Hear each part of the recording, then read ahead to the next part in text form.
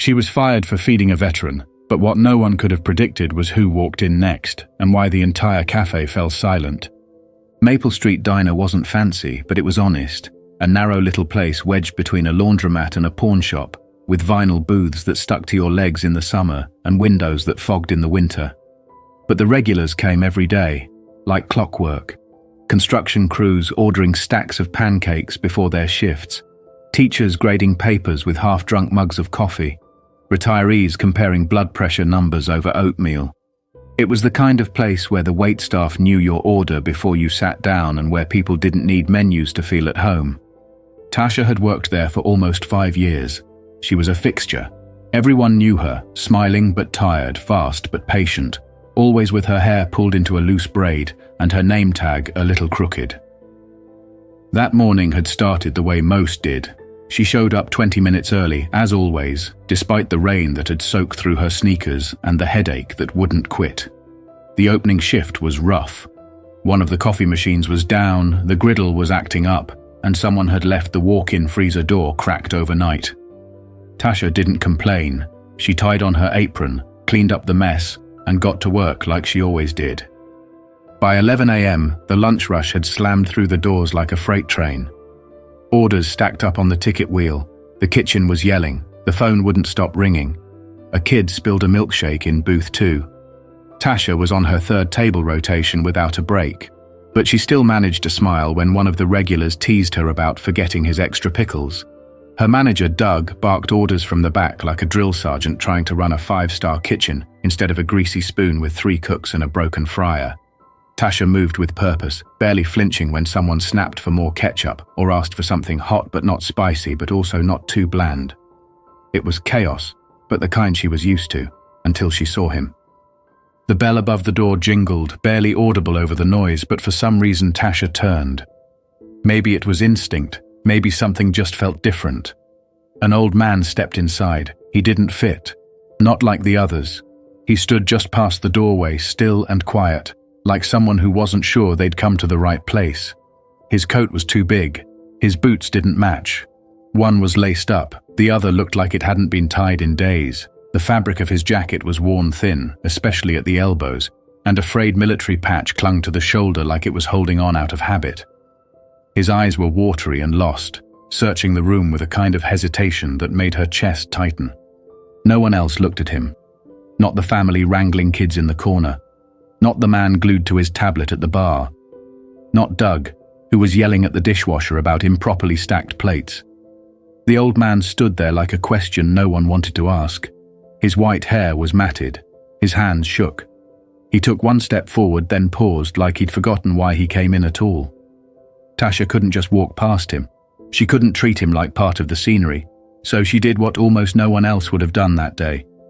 She walked up, smiled gently and asked, "Are you okay, sir?" He blinked, slowly, like her voice had reached him from far away. His lips parted, but the words didn't come right away. Then hoarsely, like the sound had to travel through dust and memory, he said, "I think I was supposed to meet someone here. Or maybe I just thought I was." His voice cracked halfway through and he looked down, embarrassed. Around his neck, tucked under the open collar of his coat, she caught a glimpse of something dull and metallic. Dog tags, old, tarnished, but unmistakable. That jacket, it wasn't just any jacket, it was military.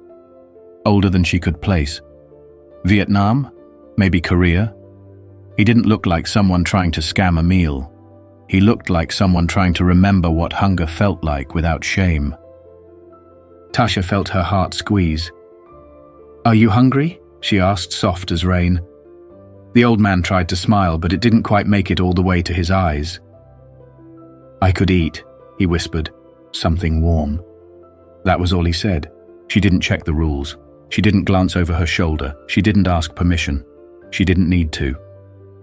Tasha led him to a booth near the window, one of the quieter ones, tucked away from the clatter and chaos of the lunch crowd. It was the same booth where couples shared pancakes on Sundays and truckers dozed over hash browns on Mondays. Today, it became a refuge. She helped him sit down carefully. His knees buckled slightly as he lowered himself. The table was still sticky from a spilled soda someone hadn't wiped down yet, but he didn't seem to notice. His hands shook slightly as he rested them on the edge, as though even that small gesture took effort. Tasha slipped into the back and went straight to the coat rack near the employee lockers, where forgotten umbrellas, scarves, and the occasional lunchbox often ended up. She pulled down a faded brown blanket someone had left behind weeks ago. No one ever claimed it. She brought it to the booth, gently draping it around his shoulders. He flinched at first, then relaxed. "You're very kind," he murmured, barely audible. She just smiled and walked away. In the kitchen, the air was thick with heat and tension. Doug had just finished berating a cook for burning a grilled cheese and was now tapping irritably on his clipboard, muttering something about inventory waste. Tasha moved quickly to the cash register, pulled a $10 bill from the envelope of tips she kept tucked under the till, and slid it into the drawer. Then she turned to the kitchen window. "Lou, I need a plate. Meatloaf, mashed potatoes, green beans, extra gravy, and a slice of that cornbread we've got left." Louise, the cook, raised an eyebrow. "You got an order ticket?" "No," she said, "it's not going on the books. I'm paying for it. Just make it, please." He didn't ask questions. He didn't need to. He'd worked with Tasha long enough to know she didn't break rules for no reason. Without a word, he turned back to the grill. A minute later, she carried the plate herself, careful not to spill anything, and set it in front of the old man. He looked at it like it was a miracle. A tremor passed through his fingers as he picked up the fork. "I haven't had a real meal in a while," he admitted, eyes misting slightly. He didn't elaborate, and she didn't press him. "Eat slow," she said. "It's hot." He smiled, this time more fully. "You didn't have to do this."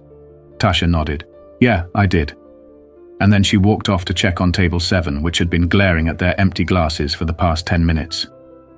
She didn't see Doug watching, but he had seen the whole thing. He'd been standing near the register when she rang in the meal. He'd seen her pull out her own tip money. He'd seen her offer a seat to someone who hadn't been invited. And the more he thought about it, the more his face began to tighten, his jaw working side to side like he was chewing something sour. Doug wasn't the kind of man to explode. He didn't yell. He didn't curse. What he did was worse. He waited until just the right moment to embarrass you when it would sting the most. It came right as Tasha passed by him on her way to refill waters. His voice sliced through the room like a snapped guitar string. "You mind telling me what the hell that was?" Conversations stopped mid-sentence. Forks paused halfway to mouths. Heads turned. Tasha froze. She turned slowly. "What are you talking about?" He pointed toward the booth, where the old man was now eating carefully, eyes down. "You gave him a free plate," Doug said, louder now, making sure the whole room could hear. "Did I approve that? Is that our new policy? Free food for anyone who wanders in off the street?" She blinked. "I paid for it. From my tips. I put the money in the drawer." Doug laughed bitterly. "So you're running your own kitchen now? You think we can just hand out meals like we're the Red Cross?" Nearby, a couple glanced uncomfortably at each other. A toddler dropped his crayon. The sound of sizzling from the kitchen faded beneath the rising tension. Tasha tried to stay calm. He looked like he hadn't eaten in days. "I did what any decent person would do." Doug stepped closer. His voice dropped, but the venom in it only sharpened. "Decency doesn't pay the bills. This isn't your charity. You broke protocol. You undermined my authority. You made a decision that wasn't yours to make, and now you're trying to justify it because it makes you feel righteous." Her cheeks flushed. Her hands balled into fists at her sides. "Take it out of my paycheck then. Write me up. But don't try to make me feel like I did something wrong for helping someone who needed it." Doug looked around the room, then raised his voice again, this time dripping with sarcasm.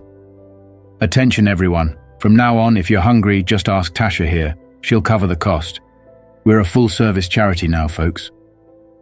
A few customers gasped, others shifted uncomfortably.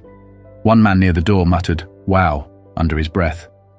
Tasha's heart dropped, but she didn't cry. Not here, not for him. She didn't give him that power. Doug crossed his arms and leaned in close. "You're done, Melrose. Turn in your apron. You're fired." For a split second, the whole cafe felt like it had stopped breathing. You could hear the hum of the soda machine. You could hear the clock ticking above the register. Even Louise, halfway through flipping a burger, had stopped cold. From his booth, the old man slowly raised his head. His fork trembled in his grip. "She didn't do anything wrong," he said, voice cracking. "I didn't ask for the food. She just helped me." Doug didn't even look at him. "Sir, finish your meal and stay out of staff matters." The old man didn't sit down again. Instead, he reached into his coat and pulled out a small, weathered box. Inside it was a medal, dusty and bent, but unmistakable.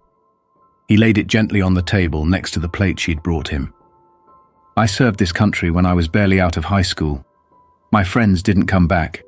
She treated me with more respect in 5 minutes than I've gotten in 50 years.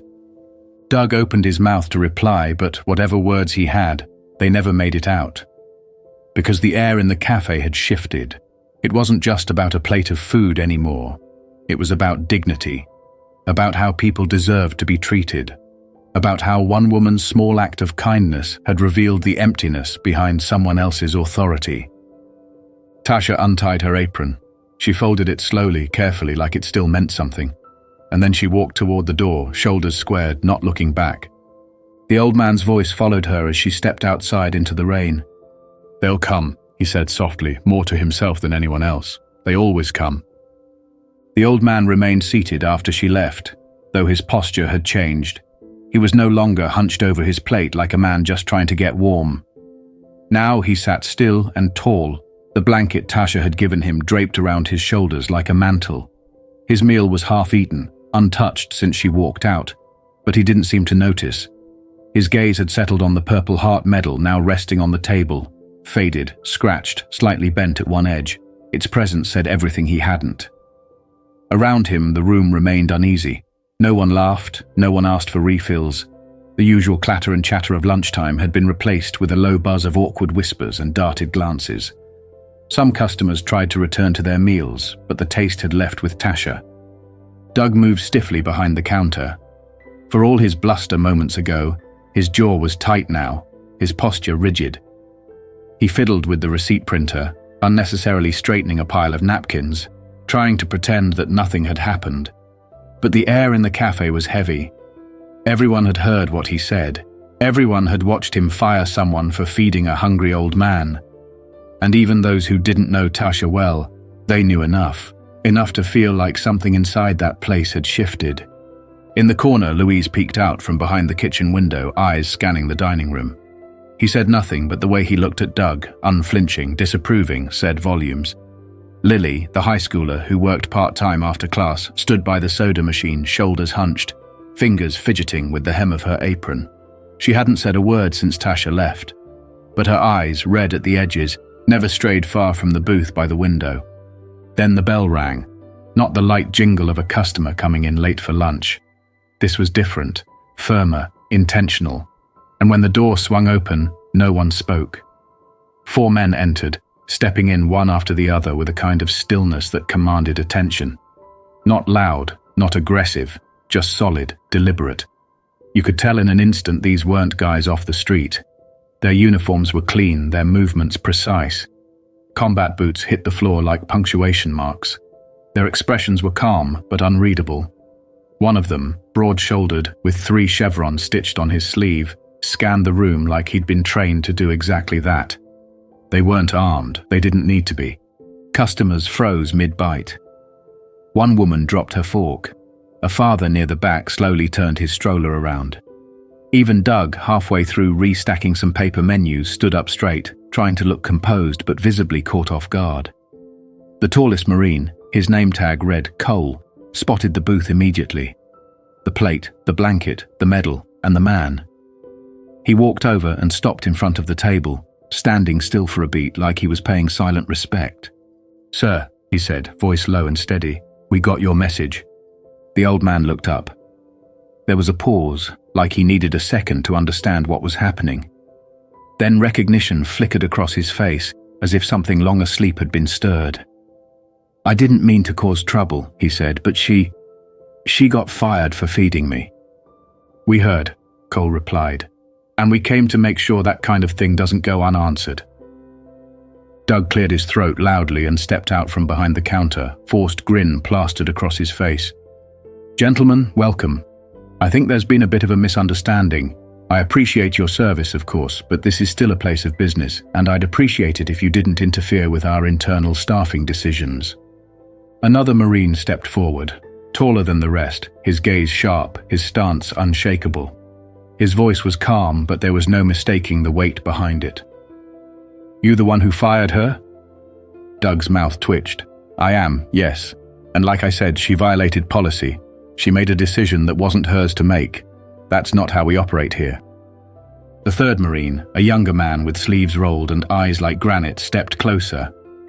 "She didn't steal, she didn't lie. She didn't insult a customer or skip out on her shift. She gave a plate of food, her food, to a veteran who looked like he hadn't eaten in days." Doug stiffened. "That's not the point. She went behind my back. That creates precedent. What if everyone just starts handing out free meals?" Cole spoke again, this time taking one step forward. "We're not here to argue restaurant policy. We're here because that man over there wore a uniform long before any of us did. He bled for this country. And the woman you fired saw him, really saw him, when everyone else looked away.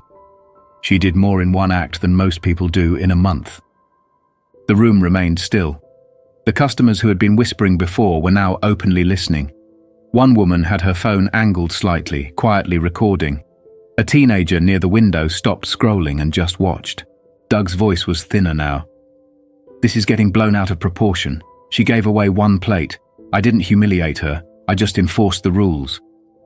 "You fired her," said the fourth Marine, who had been silent until now. "Publicly, loudly.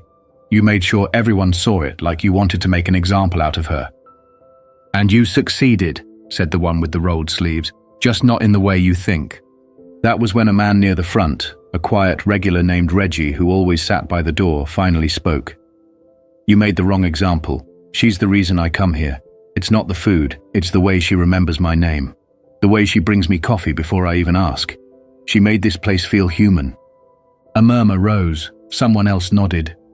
Lily stepped forward, her voice shaky but audible. "She's the one who trained me. She helped me close when I couldn't figure out the register. She made me feel like I wasn't just a dumb kid messing up every order. When my car broke down last month, she offered to drive me home. Didn't even hesitate." Doug looked around the room, his grip on the situation evaporating. His eyes flicked from the old man's medal to the stone-faced Marines to the customers, many of whom had pushed their plates aside. And then, for the first time, he had nothing to say. The Purple Heart still sat untouched on the table. The old man hadn't moved.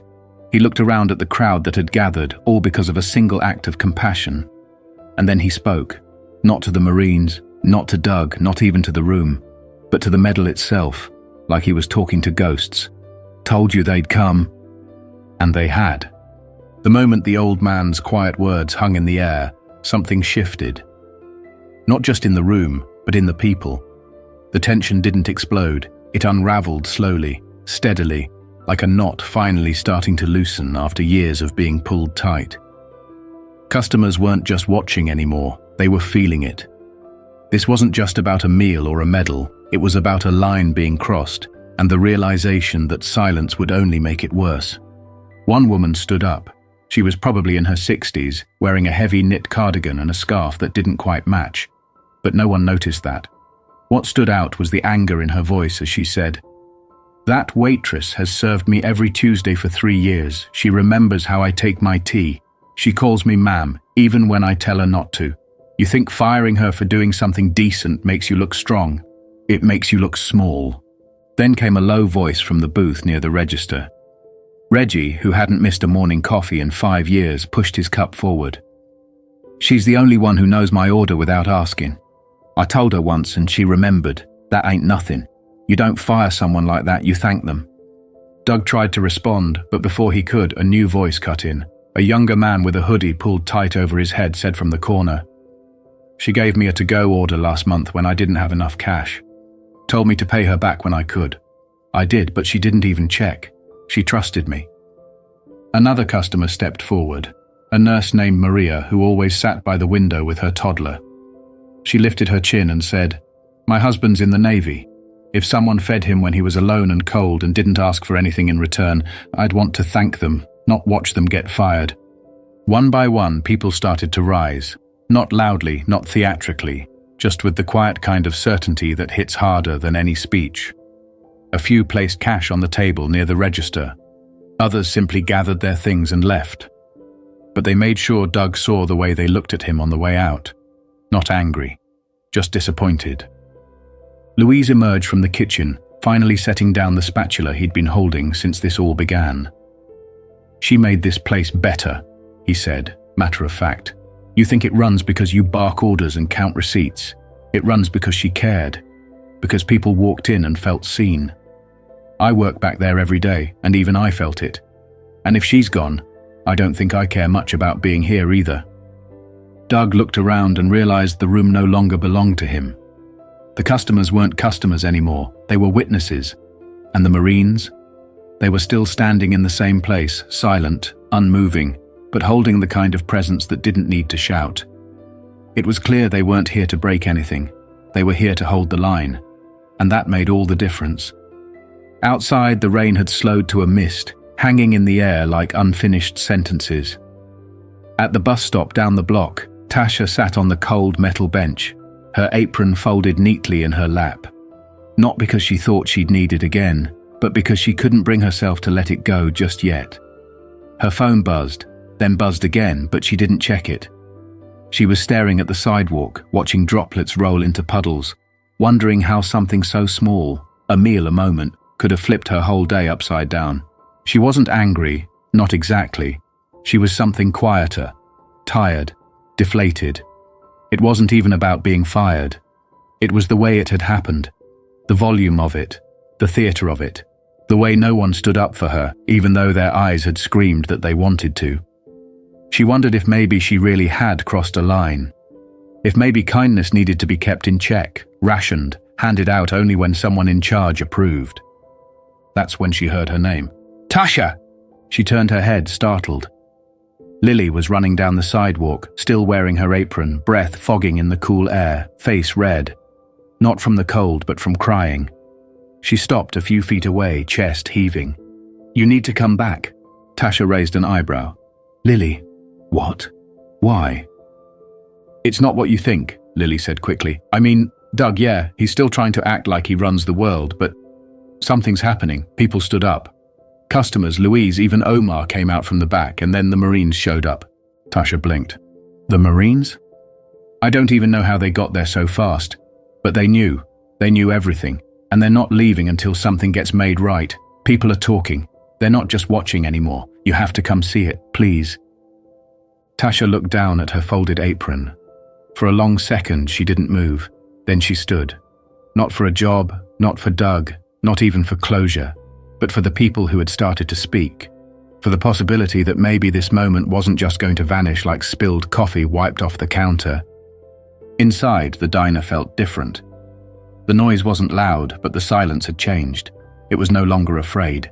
It was resolute, a quiet act of rebellion against cruelty disguised as rules. When Tasha walked through the door, a few people clapped. Not a standing ovation, not a performance, just a few quiet claps that meant everything. Doug turned to see her and immediately straightened his spine, puffed up his chest. "I thought I made it clear. You don't work here anymore." Tasha met his gaze without blinking. "I'm not here to work. I'm here because a man who served this country deserved a hot meal, and because I'm tired of pretending kindness needs permission." The lead Marine, Cole, nodded slowly, like he'd been waiting to hear her say that. "Miss Melrose," he said, voice steady and firm, "on behalf of more people than you can imagine, thank you. What you did was right, and we're not going to let the wrong outcome be the final one." She said nothing for a moment, just let the weight of the moment settle. Then she turned to the booth, the one she'd sat the old man in, the one that now held an empty plate and a folded blanket, with the Purple Heart still resting on a napkin like a solemn centerpiece. She didn't need to touch it. She just looked at it, long enough to remember exactly why she had done what she did, and why, if she had the chance again, she'd do it all over. Because that medal didn't belong to just him. It belonged to every person who had ever been unseen until it was too late, and now, for once, someone had seen it in time. The day after everything happened, Maple Street Diner opened its doors like it always did. But the usual rhythm was off. The air felt stale, like a song playing on the wrong tempo. Doug stood behind the counter, arms crossed, jaw tight, eyes darting every time the doorbell jingled. But there was no line, no crowd, no familiar faces. The regulars who usually packed in for coffee and gossip. Gone. The tables were empty except for two unfamiliar travelers who walked in off the highway, unaware of the tension baked into the walls. The place felt hollow, like the soul had been pulled out and replaced with fluorescent lights and silence. Doug tried to play it cool. He wiped down already clean counters. He rearranged the syrup bottles. He muttered about how slow Mondays always were, but deep down, he knew this wasn't about the day of the week. The cafe wasn't just quiet, it had been abandoned, the kind of quiet that comes after a storm, not before one. He glanced at the booth near the window, the same one where the old man had sat just a day before, the same booth where the Purple Heart had rested. It was empty now, but the memory of it hadn't faded. He thought he could erase the moment by removing the napkin, clearing the plate, pretending like it never happened. But he couldn't wipe down what people had seen, couldn't bleach the truth. The story had gotten out. The footage, taken by a customer, had already traveled through Facebook, Instagram, Twitter, and a dozen veterans forums. Within 12 hours, it had over 50,000 views. By morning, it was viral. And Doug's name wasn't attached to a small-town diner anymore. It was attached to the phrase, "fired for feeding a veteran."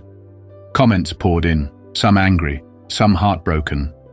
Some from people who didn't know Tasha at all but felt like they should. Others came from veterans, former waitresses, sons of men who'd never come home, and strangers who saw something in that moment they couldn't ignore. She gave dignity when it was forgotten. I'd eat at any place where someone like her worked. You don't punish someone for being decent, you thank them. A petition calling for Doug's removal had reached over 20,000 signatures by midday. Every few seconds, another name joined the list. Doug tried to backpedal. He issued a weak statement on the cafe's social media page, calling it all a miscommunication, saying they deeply valued their staff and that steps were being taken to clarify internal policies. But no one bought it. The comment section became a graveyard for excuses.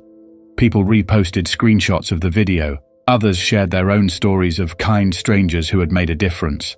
And over again, one name kept appearing, Tasha Melrose. Meanwhile, Tasha wasn't reading the comments. She didn't need the internet to tell her who she was.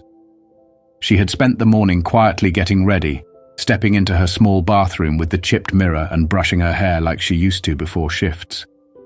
But this time there was no name tag, no greasy apron, no clock-in sheet. She was heading somewhere new.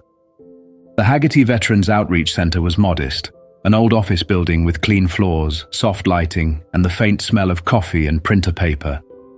It wasn't loud, but it felt full, of purpose, of warmth, of people who weren't just passing through. And when she stepped through the front doors, there was a stillness that didn't feel awkward. It felt peaceful. Jordan Malik, the center's operations director, met her with a calm smile and an open hand.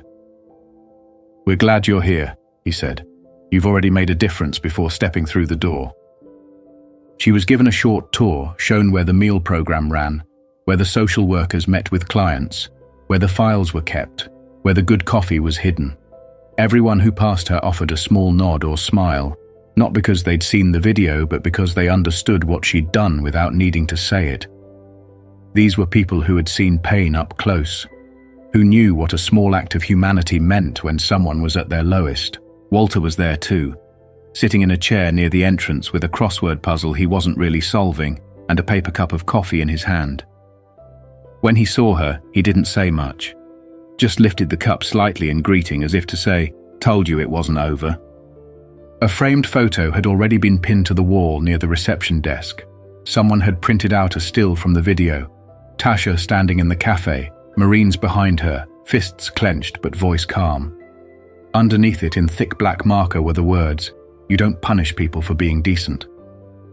Her first task was small, organizing donation logs and sorting intake folders. It wasn't glamorous, no spotlight, no applause, but it was real.